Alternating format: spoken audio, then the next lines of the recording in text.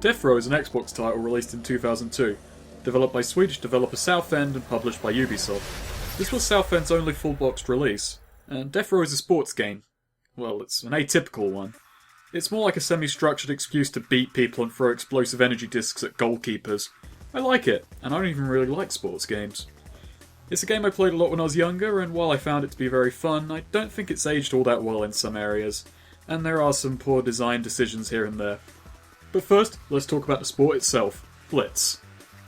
Blitz is a combination of rugby, Tron, and football hooliganism. It's filled with teams of violent criminals, psychopaths, genetically modified freaks, and in one or two cases, robots. Oh, and also, all of those violent criminals and psychopaths, they're also genetically modified freaks. There are 4 rounds that last 2 to 4 minutes depending on your choice, and the aim is to score more goals than the opposing side, or simply beat the other team to a pulp.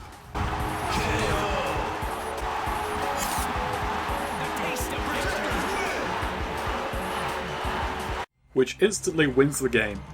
Yep, disappoint that crowd of thousands who turned up in the town square by simply ending the match 2 minutes in by KO. The camera robots only focus on the disc, so sod 'em, they don't get to see shit. I mean, you can turn on rules that make KO wins harder to get, but where's the fun in that?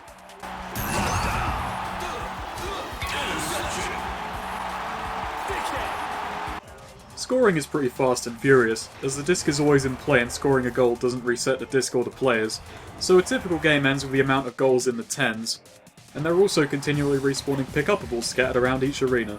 These pickups include health items, damage and speed boosters, and credits for fixing up your team between rounds. As for how it controls, the game is played in third person, and when you don't have the disc you have a punch combo, a kick combo, and grapples with which to defend yourself, or more likely to pummel the guy who has possession.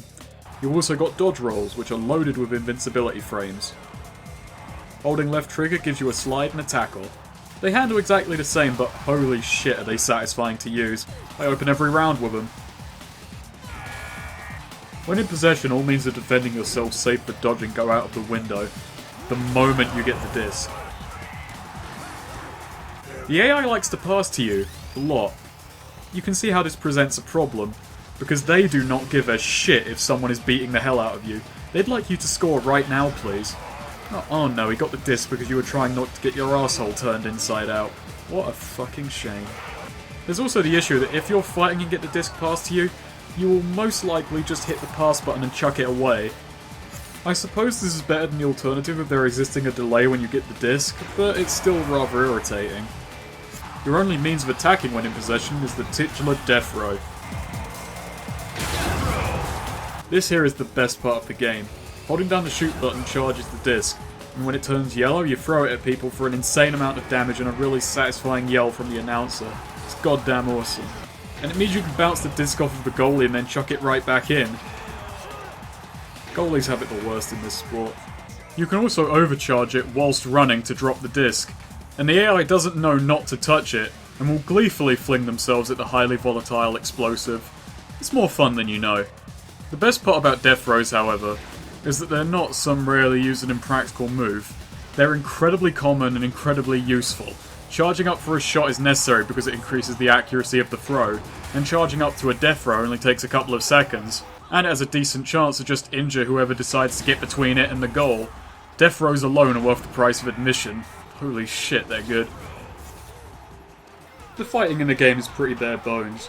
Whilst different players have differing damage and health values, each punch, kick and grapple is similar in feel, even if they animate differently.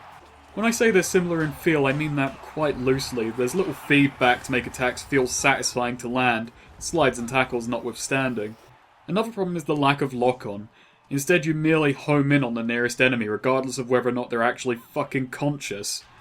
About that, you can be injured several times before you get knocked out for real, and injury slots can be brought back between rounds. When on your last legs, you're pretty defenseless, only able to stumble, roll and punch. Well, that and present a nice big murder me I need to die right now sign for everybody watching. The lack of lock-on puts you at a serious disadvantage against the AI, who can turn to attack you on a dime with very little issue. The movement controls are rather poor on that note. The left analog stick handles forward and backwards movement and turning the camera, and the right analog stick is exclusively for strafing. This means you can't check your surroundings without coming to a standstill, and it also makes manoeuvring awkward. The game is decently fast-paced, and spatial awareness is a must when 4 genetically empowered angry athletes want to beat the shit out of you, and these controls don't quite keep up with that. This can be somewhat mitigated by holding down the right trigger, which homes you in on either the opponent's goal or the disc, dependent on whether you're in possession or not, and when you hold it down, the left stick actually strafes. The fact that the controls becomes marginally better when you do this actually annoys me, and I really know it shouldn't. As for difficulty, the game in general is pretty tough.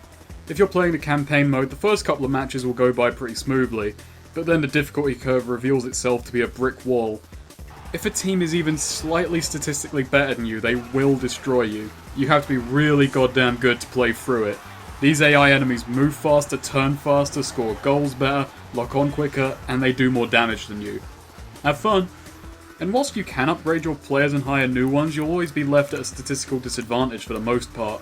Really, the only way I can actually get to the later leagues is in co-op, which is fitting because it comes with the territory that this game is much more fun in multiplayer, and it also means that most of my footage is in co-op. That's another problem with this game really. It does have split screen and system link, but it has no online functionality, which would have done the game a lot of favours. It's a bit before its time in that regard. But as one of probably 5 people who own this game in the world, I'm up against bots no matter what. Here's the kicker though, you do have to contend with the bots if you want most of the content for multiplayer. If you just want to pick up and play, you're stuck with just the starter teams and their respective arenas. To unlock more, you first have to see it in the Conquest mode and then purchase it with unlock credits, and these are very slowly drip-fed to you. You also need to buy the extra players for multiplayer. As for unique unlocks, there's an extra difficulty, but I'm already getting my shit kicked in on normal, so I think I'll pass. And then there's the multi-disc mode, which is fun for a few minutes, but actually pretty weak in comparison to the normal game. There's also some concept art, which is nice, I suppose. I will admit I just used an unlock all cheat to play with some of the higher end teams for the sake of this review. And I came to the stunning conclusion that, core blimey, they're way fucking stronger. The gameplay is addictive and I do find it enjoyable, but it is largely repetitive. It comes with the territory of being a sports game. So if you don't like your first match, the game isn't going to turn you around anytime soon. There are a fair few maps to choose from and they do mix things up a bit. Whilst most are just open arenas, there are a few that add verticality and obstacles into the mix. There is a decent selection of teams on offer, and they do each have unique stats, which not only tell you how well they play, but they also give hints as to how they act as bots.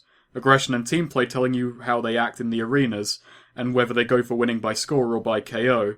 They also each have rather unique backstories on offer, and this actually brings me to something I quite like, because you don't expect it much of a sports game. There's an interesting bit of fiction behind the matches that's only really hinted at. Think about a future where Blitz is the premier sport. It's gotta be a pretty dire place, right? Oh, you have no idea. With vague wording about the party, and choice words saying that the Marines are the human army's focal force. The pure level of fucked upness in this future is somewhat left up to imagination at least. Reading the backstories of these teams paints some interesting motivations and conflicts. The premier team of the BDA, the Blitzers, well, they come from forced training camps and are drugged to be made more interesting to watch. I think this kind of failed because they're by far the most boring team going. And then there are the Marines and the Sentinels, and they have a conflict going on in their backstories. The military wants to replace all human soldiers with robots, and each team is fighting to prove their superiority. Then we have teams like the Disciples, representing the Church of DNA Ethics, and they're out to prove that they are the height of humanity. And they look like they'd be right at home in Warhammer 40k. There are 18 teams overall, and they vary nicely in appearance and personality, not to mention that their stat differences lend well to different playstyles. I mostly play quick and aggressive teams like the Convicts or the Disciples, who are pretty weak for scoring goals, but they play well for knocking people out. Then there's things like the adverts in the loading screens. Fresh air is sold in cans. There's a mech rental service that offers deals on ammunition, and if that mech doesn't quite do the job, then you can always just get your hands on a nuke. Robot slaves are also on offer. And then we come to the truly morally reprehensible things, like the fact that Rockstar survived into the 23rd century. And sometimes your manager might just call you up, encouraging you to feed drugs to your players, regardless of whether or not he knows what they are. I respect that level of experimentation. And then shortly afterwards you can hire the Gimp and feed all the drugs the game gives you to him for massive stat boosts. There's a nice world hinted at in the background, and I'd readily play another game based in this universe, just to see how fucked up it gets.